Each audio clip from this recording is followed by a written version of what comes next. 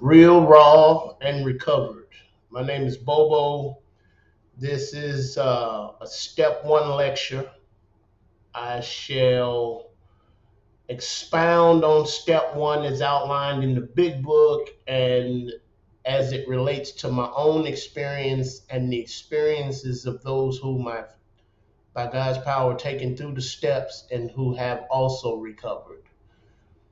The problem in today's recovery world is it seems to still be a lot of confusion as to what is a real alcoholic and addict versus someone with a bad habit or who happen to be chemically dependent. And a lot of times, chemical dependency and bad habits are indeed fueled by trauma, bad upbringing, and stuff like that. But being a real alcoholic and a real addict has nothing to do with my economic status, my education, my upbringing, my religious learnings, who my mother and father was, whether or not my father molested me. It doesn't have anything to do with that. And so to clarify what a real alcoholic is, what a real addict is, I'd like to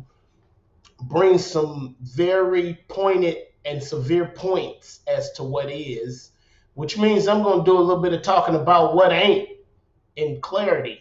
And yeah, it's going to offend some people. So if you've got virgin ears and you're not interested in being open-minded and considering what this book has to say and what I have to say and give me liberty to say it the way I say it, you should check somebody else out. But if you are the real alcoholic and the real addict, this is for you. You are my only intention. And kudos if I can help other people along the way. I definitely wouldn't want to withhold help from people who really want to understand what their loved ones, spouses, children are going through. Uh, but initially, this is a part of my program as God has clarified to me that I must carry this message to other alcoholics and practice these principles in all my affairs. So, step one is the most educational part of the program for the real alcoholic and the real addict. And so it's been said, and I agree, that step one has to be worked 100%.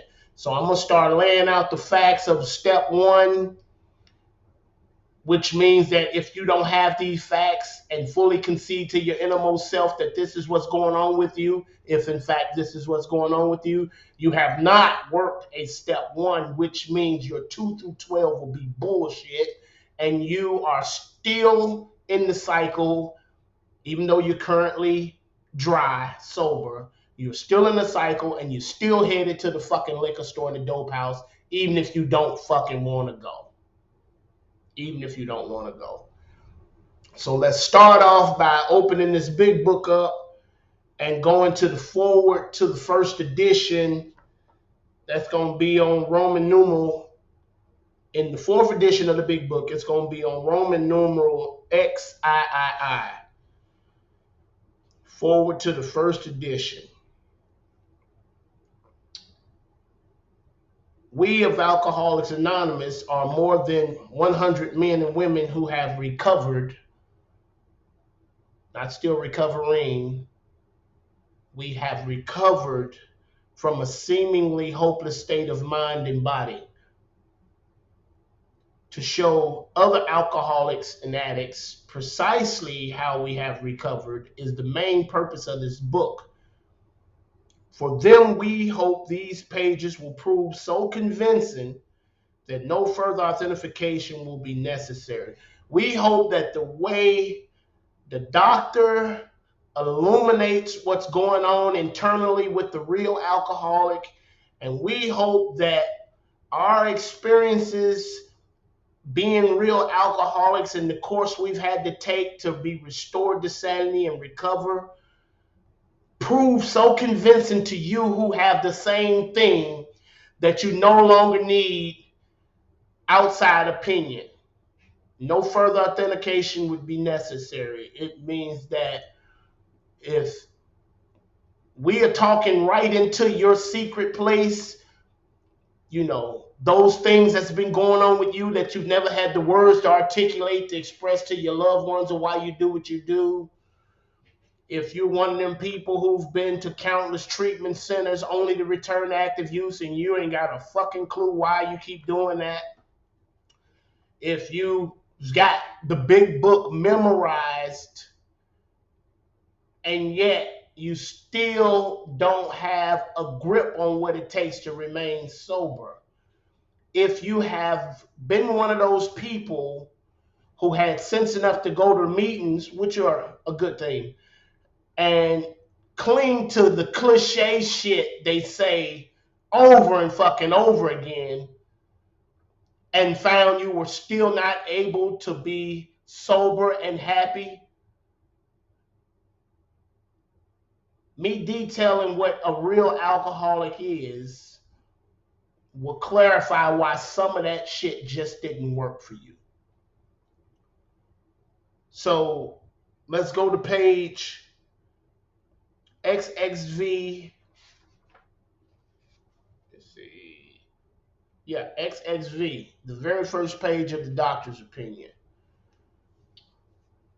Because any program of action offered, and this goes for any 12-step group that spawned from Alcoholics Anonymous, any 12-step group who hopes to be helpful and useful to the real alcoholic and addict, who does not include this doctor's opinion, has already limited me in my ability to work step one at 100%.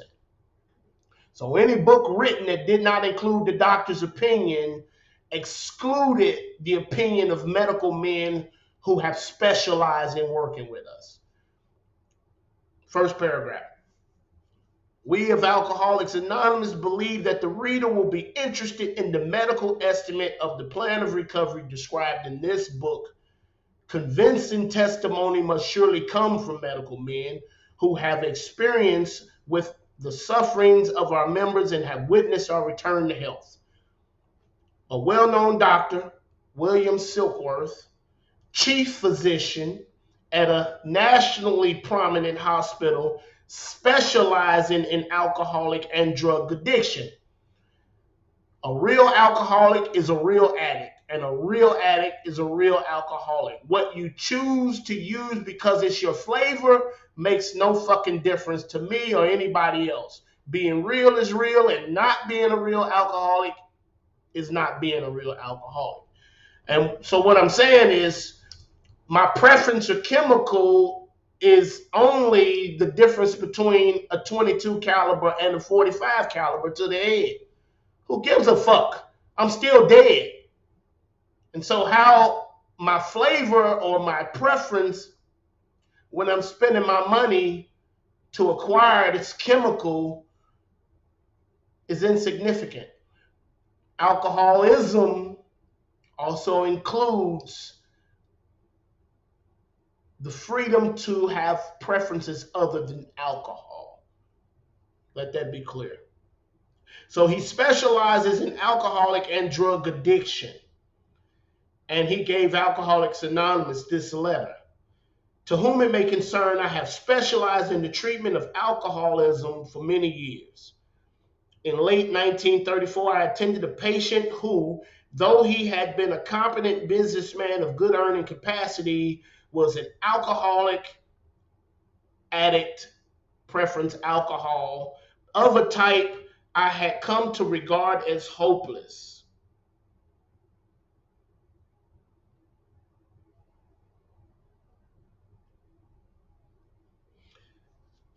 Now, this doctor spent his whole career in working with, serving, treating, trying to help alcoholics. The people who had simply chemical dependency, who simply had bad habits, benefited and got better from his treatments. But he observed that there was a type. There was a particular type of alcoholic whom he came to know as hopeless, whom none of his methods helped. And so over the years, what he ended up doing was agreeing with Bill W., Dr. Bob, and those who had come up with a way of treating alcoholism, which he was unable to offer because he was not a minister of God. He did not have the ability to point a person in the direction of a spiritual experience. But his observation as to what was going on with the real alcoholic and the real addict, his clinical perception of what was happening externally, internally with us is completely accurate. He just had nothing to offer in the way of a solution. So let's get right into it, because now we want to get it clear as to what is a real alcoholic and what is a real addict. What is the ism?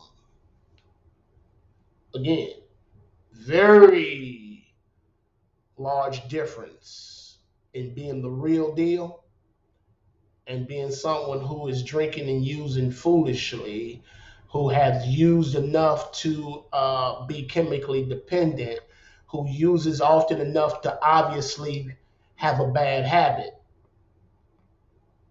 They still have some abilities in regards to fixing themselves that the real alcoholic and the real addict doesn't have anymore. Let's get into it. So, in the doctor's opinion, if you go over to page XXVIII, this doctor, he shall begin to tell you right away some of the things that's going on with a real alcoholic addict that isn't happening with anybody else.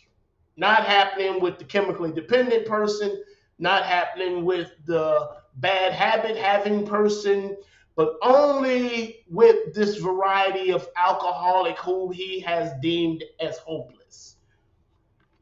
He says, we believe, and so suggested a few years ago, top paragraph, that the action of alcohol on these chronic alcoholics is a manifestation of an allergy, that the phenomenon of craving is limited to this class and never occurs in the average temperate drinker. These allergic types can never safely use alcohol in any form at all, or any other get high substance in any form at all. So what he's saying is, he's saying that at a certain point in our practice, when we were practicing a bad habit, when we were chemically dependent, at a certain point, something changed in us, in our makeup, making us allergic to these chemicals. And the way this allergy expresses itself is in the phenomenon of a craving. On page XXIX, he goes on to say, I do not hold with those who believe that alcoholism is entirely a problem of mental control. I have had many men who had, for example, worked a period of months on some problem or business deal, which was to be settled on a certain date favorably to them. They took a drink a day or so prior to the date, and then the phenomena of craving at once became paramount to all other interests, so that the important appointment was not met. These men were not drinking to escape. They were drinking to overcome a craving beyond their mental control. Strong point. So, real alcoholics and real addicts, once they introduce this chemical, any chemical in the realm of get high, alcohol, marijuana, cocaine, heroin, Xanax, Oxycontins, K2, who gives a fuck? But the very moment we introduce this shit into our system, a phenomenon of craving, contrary to my mental capacity to control it, is going to fire off. And this even goes for when I am injured and it's a legitimate reason and the doctor prescribes me Oxycontin for my pain. I can't explain away to my allergy that I got a good reason to take these Oxycontin. The allergy, the phenomenon of craving, will be triggered whether the fucking doctor gives me permission or not. And so great pains and great preventive measures need to be taken if I'm ever in a situation where I have to take these substances, which will guaranteedly give me an allergic reaction and the phenomenon of craving that makes me drink and use contrary to my other interests. So I need accountability. I need somebody to hold that prescription and issue them to me. And I need to get off that shit as soon as possible, even if it means I still hurt. Real, raw, and recovered. There it is. Fucking suck it up. Now, it never occurs in the average temper drinker. So this is one of them things that only the real alcoholic and addict experiences. Now, another thing that happens with the real alcoholic and addict is he gets accused often of loving dope and alcohol more than he loves his family. Or they say, you don't love me because you keep doing this. And I need to poke a hole in that shit because that's a fucking lie. It does not mean I have no affections for my loved ones, my wife, my children. It does not mean that I don't love my family, my parents. It does not mean I don't acknowledge the responsibilities that I am forsaking, keeping my job, paying the bill. It doesn't mean that. What it means is I do not have any ability on my own to stop and stay stopped because it makes good sense to. The next paragraph, he says, frothy emotional appeal seldom suffices. Basically saying that family members and loved ones, your love for me cannot control me. Even if I agree with the reasons you give me as to why I should stop, these frothy, boiling over emotions may be potent enough at the moment to make me stop and swear off, but they won't keep me sober. It says, and this is the doctor who admits he personally has nothing to offer in the way of a solution. He can just adequately express what the problem is. He says the message which can interest and hold these real alcoholic and addict people must have depth and weight. In nearly all cases, this is the doctor, in nearly all cases, their ideals must be grounded in a power greater than themselves if they are to recreate their lives. So here's a man whose method of treating people does not include leading them to a spiritual experience. And so here we are. The addict and the alcoholic has probably been approached the majority of his life at different times by people of faith who said God is the answer. And we disregarded what they said, maybe because we were abused by religious people, or maybe because we never understood the religiousness or the religions, or maybe we just thought knowledge was all powerful. I don't know. Whatever the reason, they've been telling us the whole time. Now we got the unbeliever who believes in science, who believes in medicine, who believes in higher learning and intelligence, telling me the same thing. He says in nearly all cases, the real alcoholic's ideals must be grounded in a power greater than themselves if they are to recreate their lives. Meaning, any message that doesn't have the depth and weight of directing me to a power greater than myself to change my ideals won't have depth and weight, won't suffice, and won't get me recovered, and won't help me recreate my life. Yeah, that means there's a lot of people out there talking on the topic of alcoholism, and they ain't talking to fucking me. They ain't talking to you if you're the real alcoholic. They talking to motherfuckers who chemically dependent. They talking to motherfuckers who got a bad habit. They talking to motherfuckers who drinking and using because they've been traumatized and shit. But these people, though their habits are bad and they're destructive, have not crossed over this line. They have not become allergic. They have not lost all power of choice. They have unresolved issues. And for that, counseling is fucking necessary. They need somebody to help them sort through that bullshit before they become a real alcoholic and addict. Because once you become a real alcoholic and addict, nothing will fucking help you but God. There ain't nothing else ever that helped a real alcoholic other than a spiritual experience. That was said by Dr. William Silkworth. That was said by Dr. Carl Jung. That has been said by us who have recovered, who've been through the ringer. If you are a real alcoholic and addict, nothing but a spiritual experience will help you. So getting started on working a step 100%, I need to know how desperate of a situation I'm in. I need to know some details. I need you to tell me, Dr. Silkworth, what's been going on inside of me.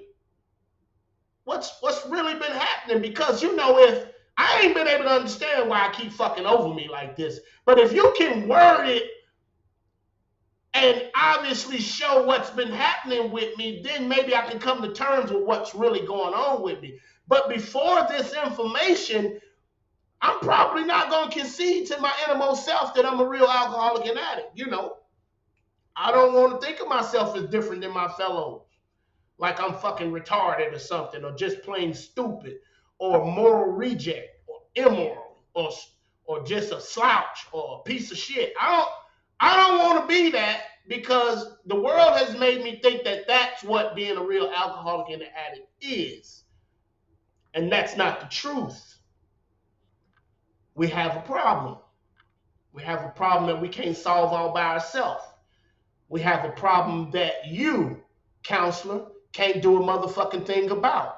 That you, doctors, can't do shit about. That the majority of the time, the damn preachers and shit can't do shit either. Because they can't get down to where I'm at. And so I'm going to need this doctor to tell me about what's been going on with me. And so he does. Bottom paragraph. Says men and women drink essentially because they like the effects produced by alcohol or drugs. Yeah, you fucking right. Let me tell you a little bit about my own story in regards to this. Men and women drink or use essentially because they like the effects produced by alcohol. It's almost like I was an 8-cylinder vehicle who, without knowing it or without having words to express that's how I felt, have been running on 7 cylinders my whole life. I didn't understand any of this shit, what it was all about, why I was here, didn't really fit. Shit just didn't make sense. And so, I had an abiding discomfort in my own skin. So the day I got drunk and high, all of a sudden, I was running on 8 cylinders. And so it meant more to me than it means to the average person who tries it. So they can take it or leave it alone. But it, to me, painted a picture of what normalcy must look like, what being normal must feel like, which I had never known. Now, that's not everybody's experience. Some people grew into this addictive state by continuing to practice foolish drinking, and at some point their body gave way and they became allergic, and they graduated from simply being chemically dependent to being hopelessly addicted. And so the very next sentence says, so it says, men and women drink essentially because they like the effects produced by alcohol. The sensation is so elusive that, so now this damn high has meant the world to me and gave me an idea of what normalcy was and felt good. And now it's avoiding me. The sensation is elusive. Now I've got to do more of it, try other substances to try to get back to this thing. The only thing that ever looked like normal to me, or now, only thing that looks like normalcy to me now, if I graduated into it. And it says, while they admit it is injurious, because as soon as consequences and stuff like that start happening, weight loss, loss of appetite, missing work, crashing vehicles, going to jail. As soon as consequences and, turbulence in the home, as soon as shit starts happening as a result of the way I'm using, I can admit it is injurious. But then after a time, I cannot differentiate the truth from the false. So the truth is, if I put any of it in my system, ain't no telling how this shit gonna turn out. And it's usually 9 out of 10 times, maybe 9.9% of the time, or 99.9% of the time, it ain't gonna turn out well because I'm gonna strike up a phenomenon of craving and it's fucking on until I'm stopped or until I'm so exhausted in every way that I fall flat. So it says they cannot after a time differentiate the true from the false. So the false that I continue to believe in is that I can control it and enjoy it, that I can do it, and that there's a way to do it that'll be successful. That's the fucking lie that I've become accustomed to believing. That I can just have a couple of beers like everybody else. Or I could just smoke a joint. Or if I blow a little girl cocaine at a party on occasions, it'll be okay. Well, it don't work out like that for the real alcoholic and the addict. Or I can just, have a martini or a glass of wine on them special occasions, anniversary, Christmas, rum in the eggnog or some shit like that. But I can't because I'm allergic. And I can't choose to not have a reaction once it's put in my body. It says, to them, their alcoholic life seems the only normal one. Going back up to the top sentence. This substance or these substances have become a way to feel normal. Consequences included. It's perverted. All the hell I put myself through, I have become conditioned in that discomfort. And it's familiar to me. I know it's fucked up. That as bad as it is, I'm used to that shit. That's normal to me. So that during the process of becoming recovered, I often find myself on uncharted turf, far better than drug addiction, active addiction, and alcoholism ever was. Far better. And yet I'm uncomfortable because it's unfamiliar. Wow. Sick as fuck. And so it jumps right into telling me what my internal issue is. Watch this. Watch this man break this shit down like nobody ever has before. He says they are restless. We usually equate that with being bored. They are irritable.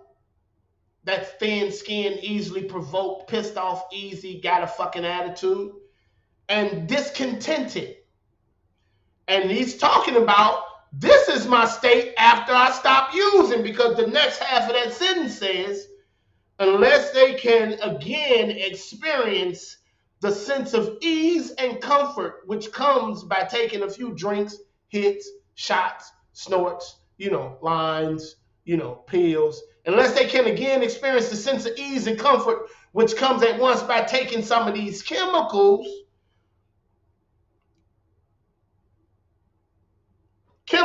drinks, blunts, lines, which they see other people indulging in using with impunity. They can do it.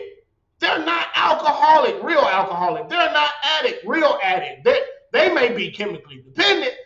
They may have a bad habit, but they are not real alcoholic addict, and I am. And if I am, I need to come to terms with it, because if not, they being able to use will continue to be a issue for me, especially since just stopping doesn't solve my fucking problem. Just stopping only exposes that I'm uncomfortable in my own fucking skin. I'm restless, irritable, and discontented. Not to mention all the shit I'd have done by the time I make it to stopping. I am humiliated. I am embarrassed. I am ashamed. I am afraid. I'm furious, pissed off. I've got resentments, uh, self pity, you know, and then the natural course of detoxing coming off the chemicals don't feel good either. So my problem ain't solved just because I stopped. Then the doctor continues. He said, drinks or drugs which they see others taking with impunity after they have succumbed to the desire again, as so many do, and the phenomenon of craving develops because they've used again and they have an allergy which never occurs in the average temperate user or drinker. They pass through the well-known stages of a spree. That's when you go on a run. Emerging remorseful with the firm resolution not to drink again. This is repeated over and over again, and unless this person can experience an entire psychic change, spiritual experience, have their ideas grounded in a power greater than themselves, unless they can do that, this is repeated over and over again. So what did the doctor just say to me? The doctor just told me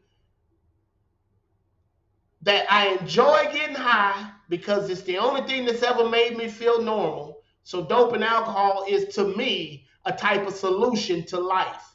It's a type of ease and comfort that comes at once to medicate and alleviate my restless, irritable, and my discontentedness.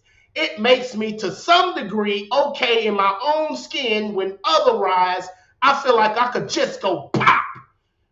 Fuck! Right? And of course, that's my big secret, because exterior issues could be very well, and yet I still feel fucked like that. Oh, but I wouldn't tell you. I would pretend to be okay. You would ask me if I'm all right, because I've got 3 months, 6 months, and I say, yeah, man, I'm good. Lying like a motherfucker. I'm not okay. I'm restless, irritable, discontented. I'm not okay in my own skin. I'm in a state of abnormalcy now. And I'm not okay. And just not using doesn't make me okay just because I haven't used. Real alcoholism, real addiction, it's an internal issue now. It's a physical and it's a mental illness. It's a physical allergy and it's a spiritual malady. Not being okay in my own skin, the only skin I get to wear. This is the only body I'll get in this life.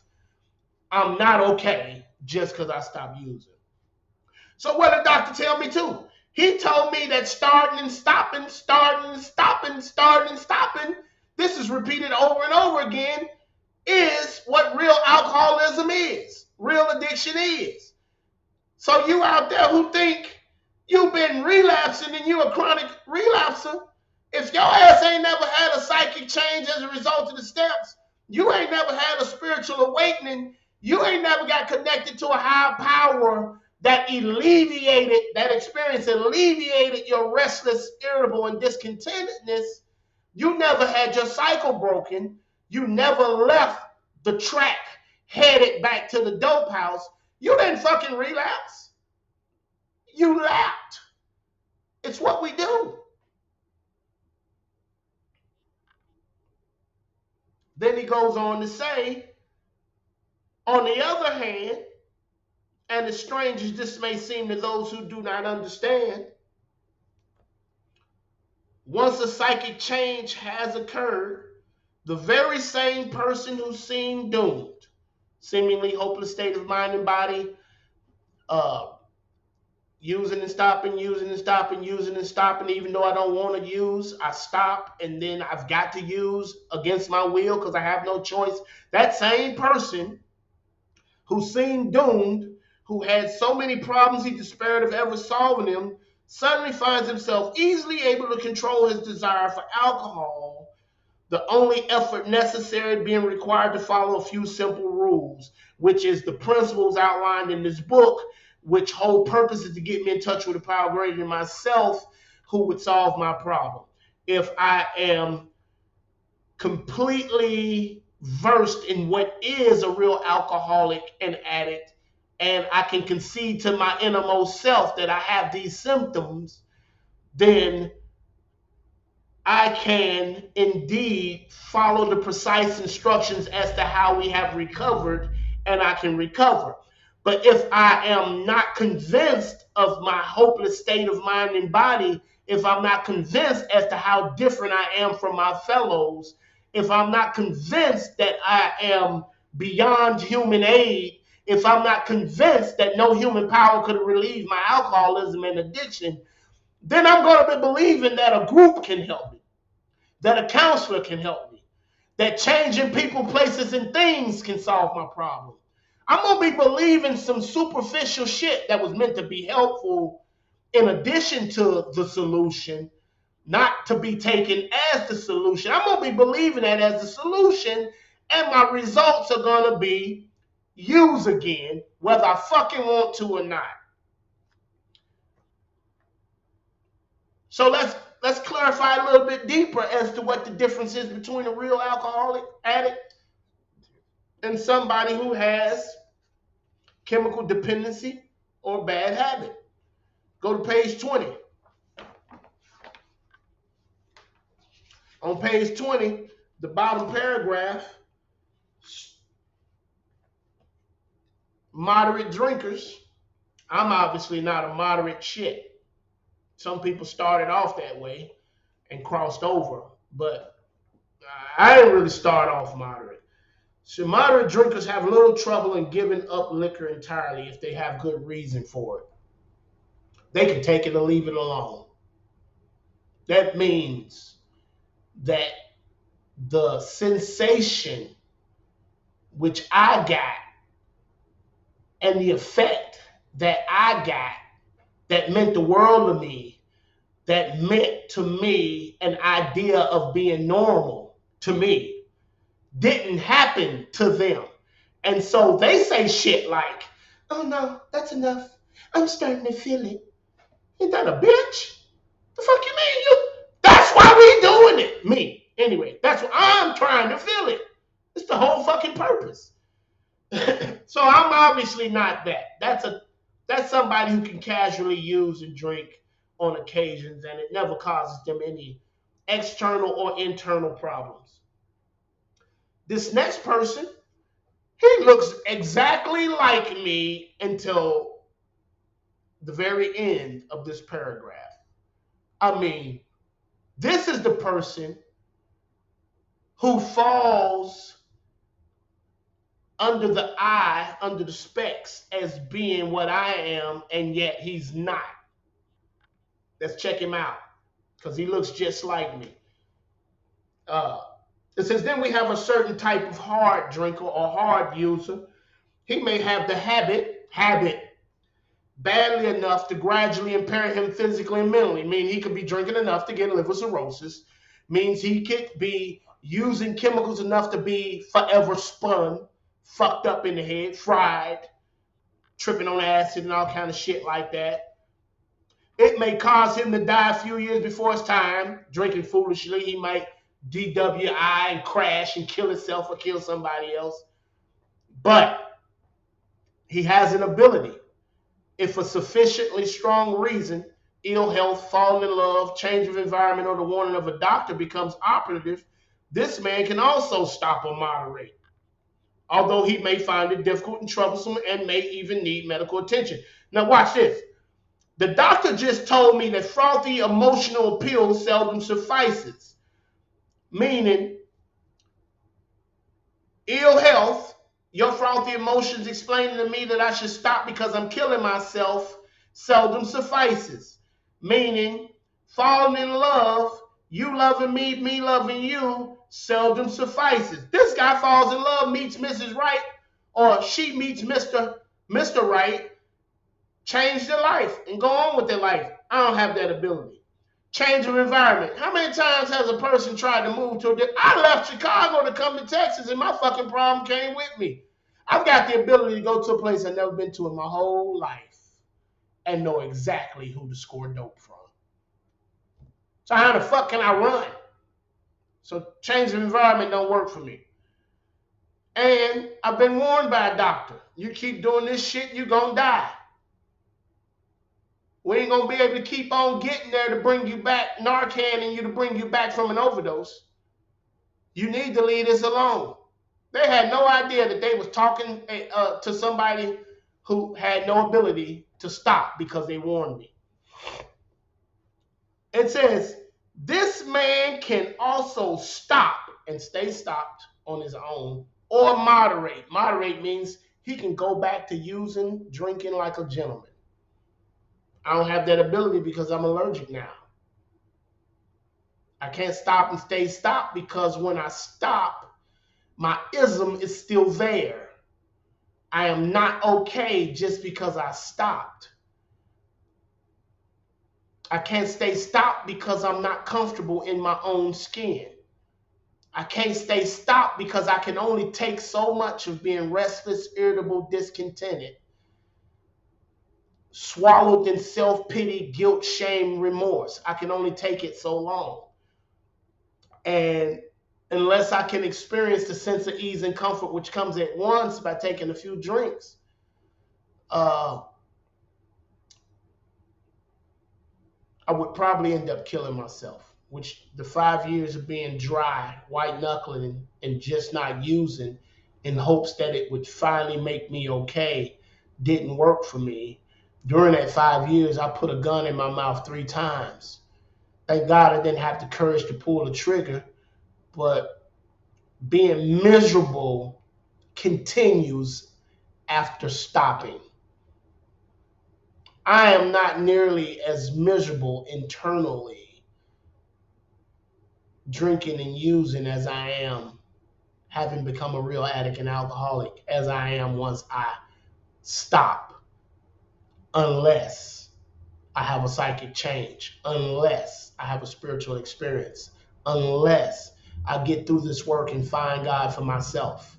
Unless that happens, just not using is only the beginning of a process that I've got to follow precisely, or there is holes in my program and I, against my will use again because I'll be too miserable to endure just not using. So he says, although he may find it difficult and troublesome and may even need medical attention. Now, let's throw some more facts out there.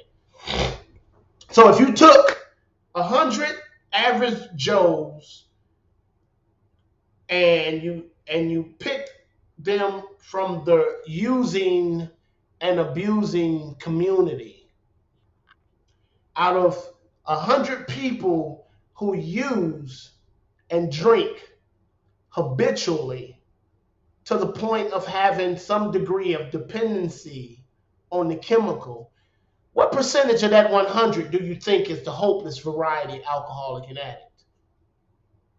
I bet y'all saying all kind of fucking numbers because most people ain't got a damn clue. It's 1%. 1 out of 100 people who use consistently, 1% is what I am. 1% is what you are if your story and your experience matches some of these things that I've already told you about real alcoholism and addiction. Want another example? You want to know clearly what chemical dependency is. Okay, check this out. Here it is. If I took 100 people who have never used drugs at all, and I injected them with heroin every single day for 30 days. And then at the end of the 30 days, everybody is done.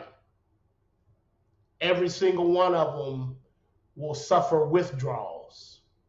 Every single one of them will run fever, have the shits, stomach cramps, crawling skin, nausea. It hurts. It hurts fucking bad. That's chemically dependent. Obviously, every single one of them will withdraw. And it's such a miserable thing that only a real addict would go back and do that dumbass shit again and use again that same shit. So only one out of that 100, after going through the withdrawals of being chemically dependent from heroin, would actually do it again. That's chemical dependency. So all 100 of them are chemically dependent, but only one of them would be a real alcoholic and addict of the hopeless variety. It says, but what about the real alcoholic? He might start off as a moderate drinker. Remember me telling you everybody's story ain't exactly like mine. Some people grew into alcoholism and addiction because at a certain point they became allergic, and at a certain point dope and alcohol became their norm and their solution to such a degree that being without it, they're no longer okay in their own skin. And so there's some people who graduate into addiction. I'm just saying, I didn't have long to graduate. He may start off as a moderate drinker. He may or he may not become a continuous hard drinker. But at some stage of his drinking and using career, he begins to lose all control of his liquor consumption and drug consumption once he starts, depicting the allergy again. There it is. Go to page 23 right quick. Let's get a little more in depth as to what a real alcoholic is. Okay. Let's start at alcohol and dope has been causing this particular person a problem. And let's not even declare them real alcoholic and addict yet. Let's just say, obviously, if they got to ask for some help and they're in the treatment center, they've stopped. They are at least chemically dependent. They are at least a hard drinker, hard user. They are at least a person who has a very bad habit. But if they're a real alcoholic, the explanation as to why we return to dope and alcohol needs to be explained again in another way. So we know that while the alcoholic or the addict keeps away from drinks, as he may do for months or years, he reacts much like other men, externally, not internally. We are equally positive that once he takes any alcohol or dope, whatever, into his system, something happens. That's the allergy, both in the bodily and the mental sense. That's the malady, spiritual malady, which makes it virtually impossible for him to stop. The experience of any alcoholic, real alcoholic, will abundantly confirm this. Now, these observations would be academic and pointless. Page 23. I started on page 22, bottom paragraph. I'm at the top of page 23, the whole paragraph, first whole paragraph. These observations would be academic and pointless if our friend never took that first drink or that first drug, thereby setting the terrible cycle in motion. Therefore, the main problem of the alcoholic centers in his mind, the spiritual malady in the mind, the ism, rather than in the body. If you ask him why he started on that last bender or that last run or that last spree or why he started again, The chances are he'll offer you any one of 100 alibis. Sometimes these excuses have a certain plausibility, but none of them really make sense in the light of the havoc an alcoholic drinking bouts creates. Meaning, the way dope and alcohol whoop my ass, ain't no good reason in this fucking world to do it again. They sound like the philosophy of a man who, having a headache, beats himself on the head with a hammer so that he can't feel the ache. If you draw this fallacious reasoning to the attention of an alcoholic, he'll laugh it off because he don't like you being so accurate about what's going on with him and how stupid that shit was to actually use again. Or he'll become irritated and refuse to talk. Now let's take a look from the eyes of the real alcoholic again. Next paragraph. Once in a while, he may tell the truth. And the truth, strange to say, is usually that he has no more idea why he took that first drink of drug than you have. I ain't have a fucking clue why I kept doing that dumb ass shit. I used to have conversations in the mirror with myself and flat ass asked me, man, Bobo, man, why you keep fucking you, man? You know, I mean, it was horrible. It was like, you know, if there was a human that ever treated me like I treated me, I'll fucking kill you. No problem. I'll end your ass. But here I was, the one, doing it to myself, and I had no good explanation. It did not make sense. It was crazy. Made me seek out psych meds and shit. Which is another point I'd like to emphasize right quick. Untreated alcoholism just simply stands stopped, and I'm a real alcoholic. The ism, the dis-ease in my own skin, the restless, irritable, and discontentedness is so dominating and overpowering that it makes me forget the pain and suffering of the past, and it makes me romance the sense of ease and comfort that comes at once.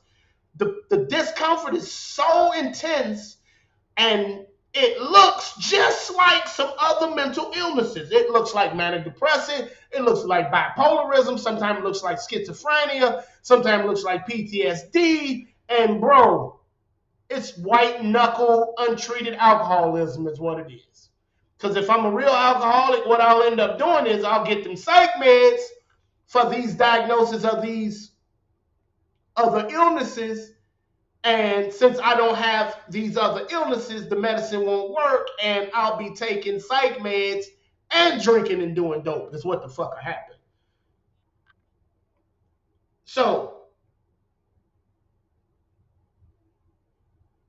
once in a while,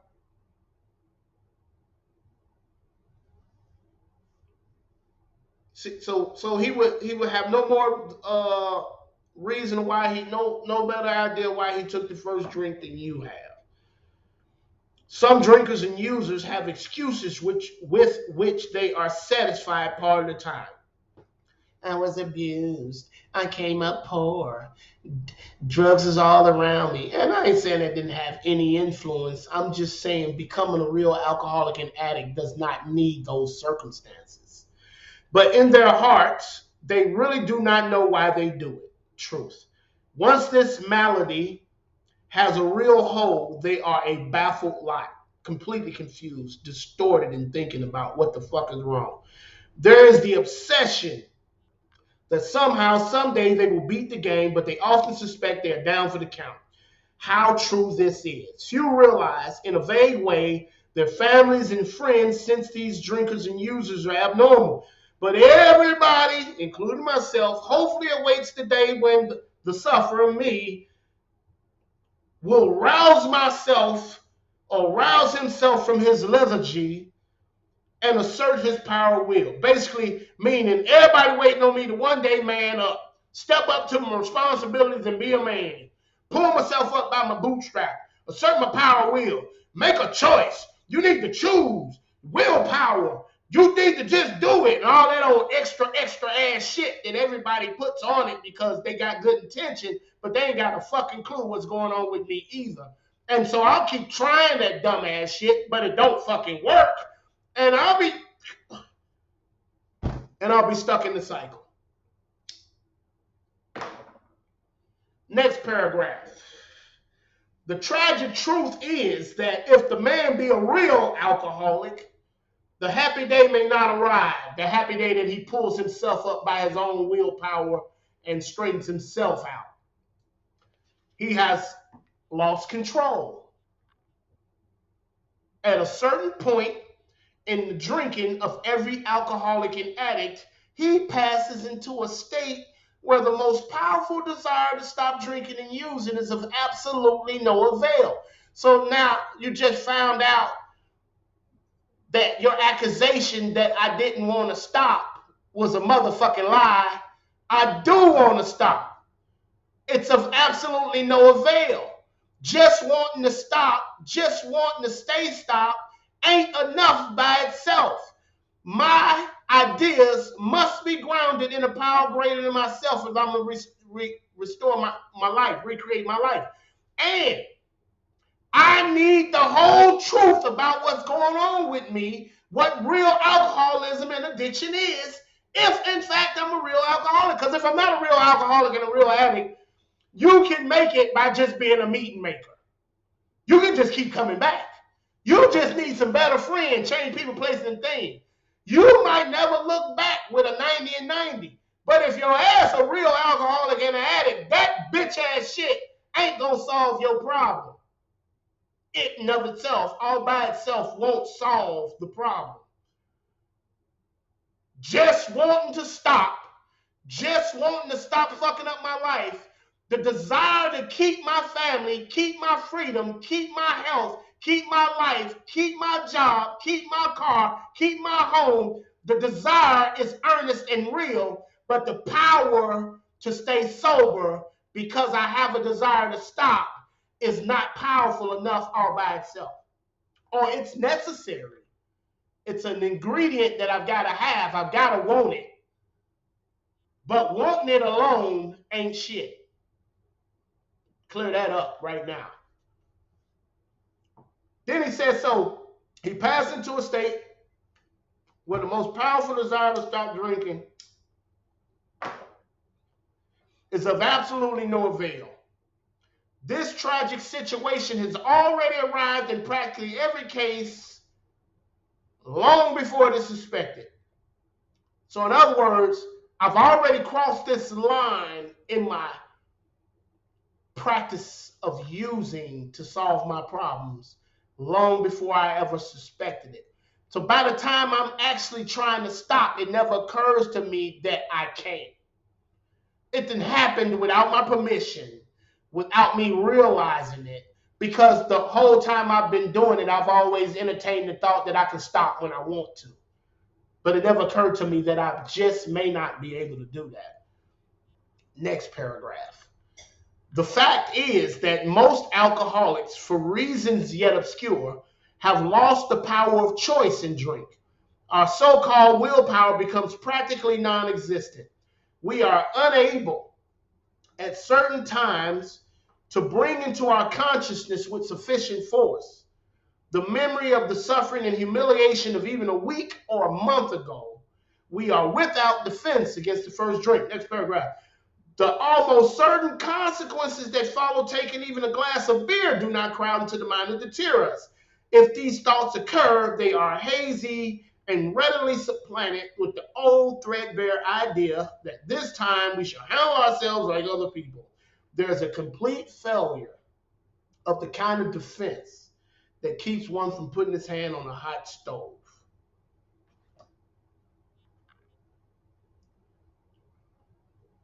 So any program of staying sober and getting okay and solving my problem, which implies dependence on the memory of how bad things have gotten,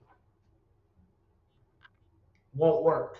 Because the real alcoholic and addict can be so uncomfortable in his own skin that it starts to erase the trauma, the tragedy, the remorse that I felt when I made the firm resolution. And it begins to entertain the sense of ease and comfort that comes at once.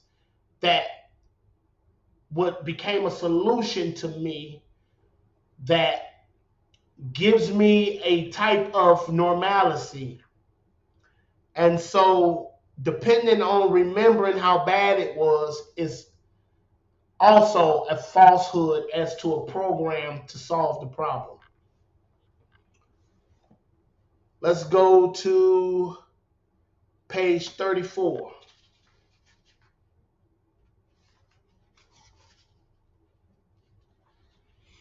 Second paragraph. For those who are unable to drink moderately, that's because they have the allergy and the phenomenon of craving that makes them drink paramount to all other interests.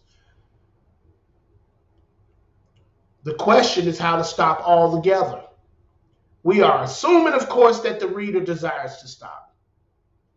Whether such a person can quit upon a non-spiritual basis depends upon the extent to which he's already lost the power to choose whether he'll drink or not.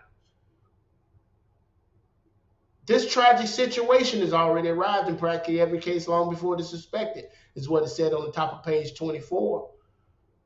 And it never occurred to me that I might not be able to stop. And yet, here we are, still trying to decide whether or not we need spiritual principles.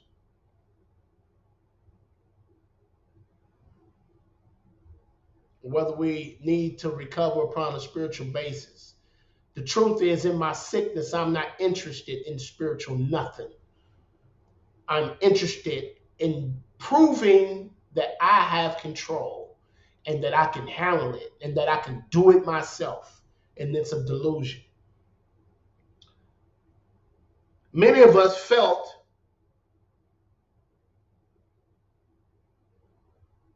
that we had plenty of character. There was a tremendous urge to cease forever, yet we found it impossible. This is the baffling feature of alcoholism and addiction, real alcoholism and addiction as we know it. This utter inability to leave it alone, no matter how great the necessity or the wish. Smashing, isn't it? Smashing. Smashing. Let's back it up one more time. Page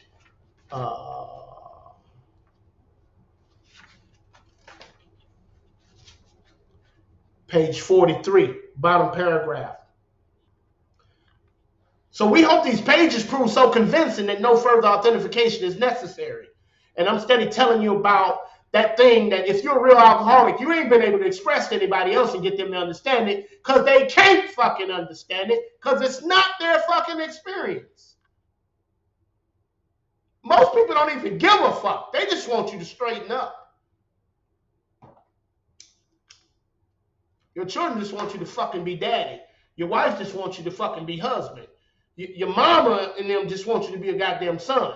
You know, your job just wants you to be a good employee. You know, nobody really gives a fuck about what you're going through on the inside, but us who have went through the same thing. And so we hope these pages prove so convincing that no further authentication is necessary. Quit trying to get confirmation from people who don't understand. Bottom paragraph, page 43. Once more, the alcoholic, the real alcoholic, at certain times has no effective mental defense against the first drink. Except in a few rare cases, neither he nor any other human being can provide such a defense. His defense must come from a higher power.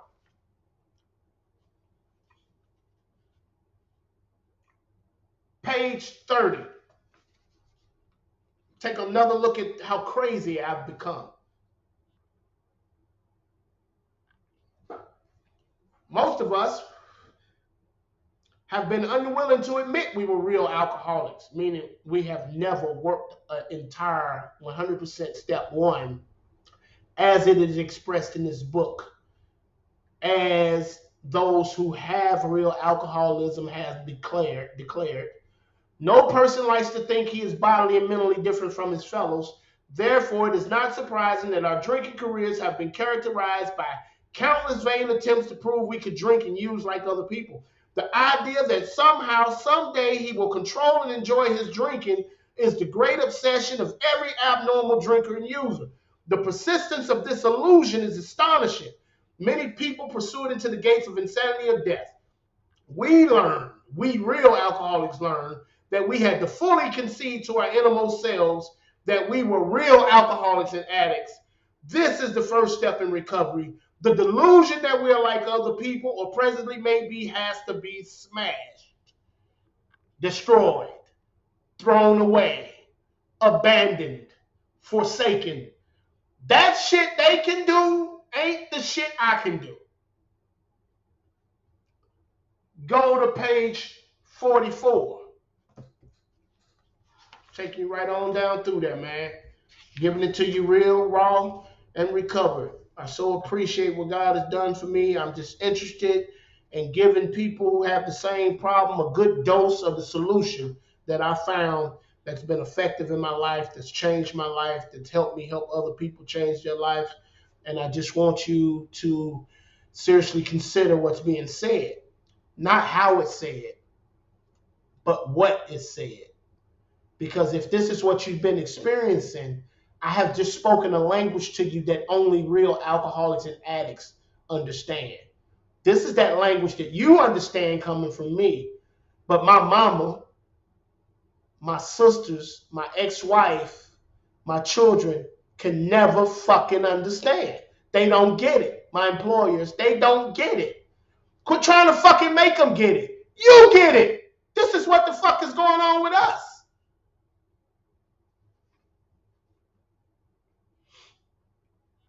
If a mere code of morals or a better philosophy of life were sufficient to overcome alcoholism, real alcoholism, many of us would have recovered long ago. But we found that such codes and philosophies did not save us, no matter how much we tried.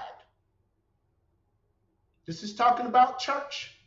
This is talking about intellect, higher learning, philosophical stuff.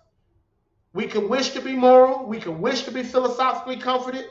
In fact, we could will these things with all our might, but the needed power wasn't there. Our human resources, as marshaled by the will, were not sufficient. They failed utterly. Lack of power. That was my dilemma. I had to find a power by which I could live, and it had to be a power greater than myself. Obviously, but how and where will we define this power? Well, that's exactly what this book is about. Its main object is to enable you to find a power greater than yourself, which will solve your problem. That's the whole point of the book. So, qualifying question, because at this particular point, I'd like to clarify that this doesn't hang on your consequences.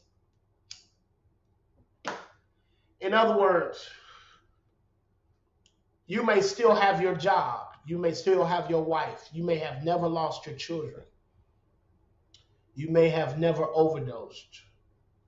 You may have never been to prison or gone to treatment. You may still have quite a bit of money financially. Outwardly, you appear to be a success and you have acquired position. You may have an extensive education.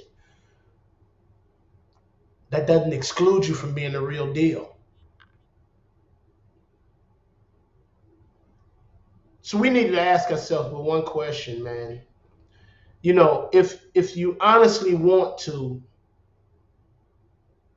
if when you honestly want to quit, you find you can't quit entirely, or if when drinking you have little control over the amount you take, you're probably alcoholic.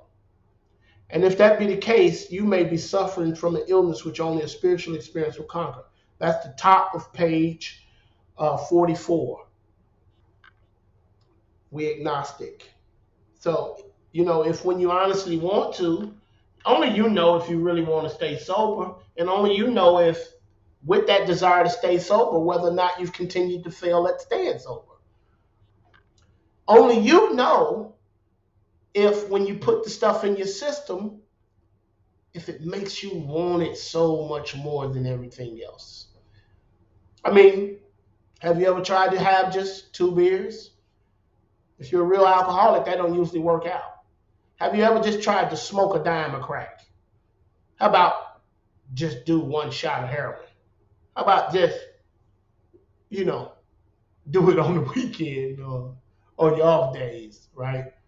I don't fucking know. Everybody's shit varies, but my point is, only you know. Only you can honestly assess what a real alcoholic is and see if your experiences match up. Because if your experiences match up, then you have this. So the consequences aren't nearly as relevant. The question is simply, when you want to stop, can you stop and stay stopped? Have you stopped and stayed stopped and not returned? When you drink, do you usually go beyond what you planned? When you use, do you use more than you planned? Do you fuck up money that was meant for other things? I don't know. You have to answer that. So let me make some closing statements. I didn't mean to be offensive. I'm real, I'm raw, and I'm recovered. And this is how this step has impacted me personally. I by no means meant to uh, offend those who have bad habits who hadn't crossed over the line. I do hope that this gives you fair warning as to what can happen if you continue to drink and use foolishly. But this recording isn't even for you. Not. This is for those who already have crossed that line from which there's no return through human aid. This is for the family and loved ones of those who don't understand and just need it given to them straight, so that maybe, just maybe, they would begin to forgive themselves and not see it as their fault. Okay, one more closing point. I'm gonna let you guys go. So, back in the day, there was a Christian group called the Oxford Group that started a 6 step program, and the guy, Abby Thatcher, carried a message to his classmate, Bill W., and it was a 6 step program. And the 6 steps were: 1, complete deflation; 2, dependence on God; 3, moral inventory; 4, confession; 5, restitution; and 6, continued work with others. Now, one of the reasons, 2 reasons why this group didn't continue to work. One, they didn't have the doctor's opinion. They didn't have the opinion from medical men who've worked with us.